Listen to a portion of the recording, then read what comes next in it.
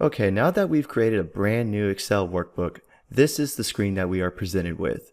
And everything you see within this screen is called the Excel interface. Now there's multiple sections of the Excel interface. So in this video, I'm going to be giving you a little walkthrough of what each section does and what they consist of.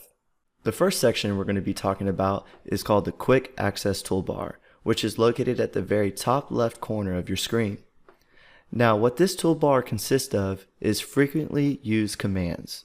And by default, we have autosave, save, undo, redo, and touch and mouse mode. Touch and mouse mode is actually really useful if you're working in Excel like on a tablet, because since the screen is smaller and using your fingers, sometimes it's hard to click all these commands that are very condensed together. So if we activate the touch mode, you can see how the commands are a lot more spread apart and it's just a little cleaner style. Now since we're working on a PC, I'm going to go back to mouse mode. Next we're going to be talking about the Excel ribbon, which is located at the top of your screen and extends all the way across.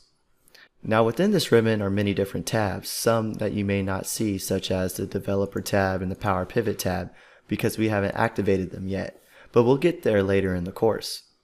And within the tabs are command groups, and they are separated by these little lines. So you have the clipboard group, font group, alignment group, and so on.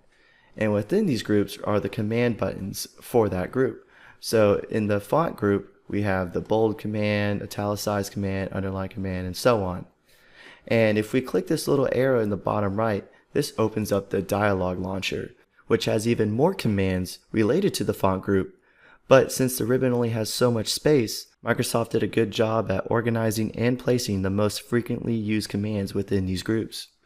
And now next we're going to be talking about the formula bar, which is located between your ribbon and the cells of the worksheet. And this is where we're going to be entering formulas later in the course. And right to the left of it is called the name box, which shows the name of the active cell that you have selected. So right now it shows A1 because we've selected A1.